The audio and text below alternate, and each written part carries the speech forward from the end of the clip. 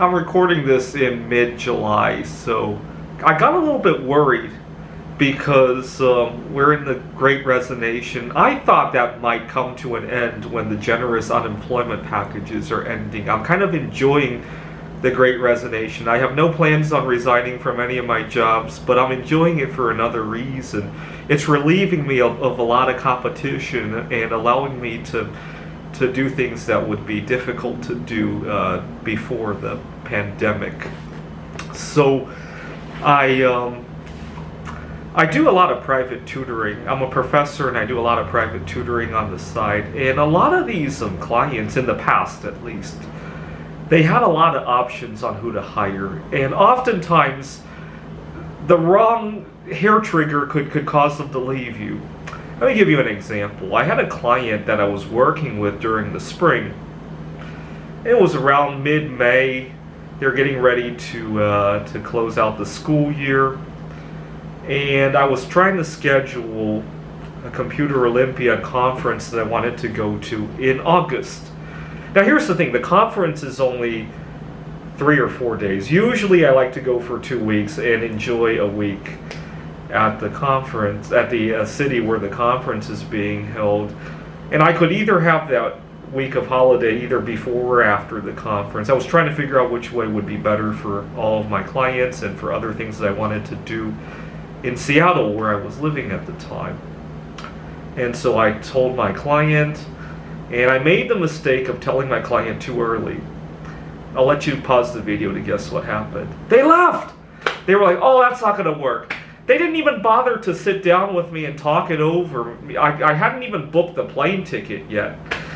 And so this past month, I had another client that I teach every week. The problem is we start the summer program at the university where I'm teaching, and that time slot no longer works. And I knew about the time shift months in advance, and I kept agonizing, should I let my client know? And I decided on a compromise to let them know 2 weeks before the time shift. Enough time for them to plan things, but not so much time that they're going to panic. And if I lose 2 weeks of work, so be it, anyhow. And so I thought 2 weeks would be a good compromise. And I let them know, and to my surprise, it was a very minor blip. Oh, okay, what days work, and we figured out another day, which is good. But had we not been in the midst of a Great Resignation, it might not have turned out so well.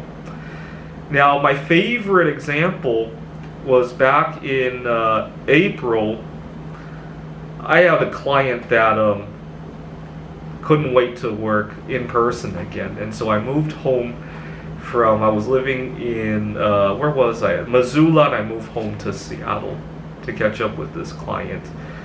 And I go to his home, and there's a problem. They use a ton of air freshener, and I apologized to him, and in my mind I'm thinking, now I don't have to live in Seattle anymore, and unless they want to compromise with the air freshener. And I said, would it work if we could meet at a Starbucks? Now the Starbucks were reopened at this moment. And he says, we can unplug the air fresheners when you're here. I said, yeah, if you use them all week, that stuff takes days to completely dissipate. Oh, we'll get rid of them. We love your tutoring. And they got rid of the air fresheners. You see, when the clients had a lot of tutors to choose from, there's no way in the world you can control what they use in their home. And so I'm really enjoying the Great Resignation, even though I have no plans on ever resigning from tutoring. Thanks for watching.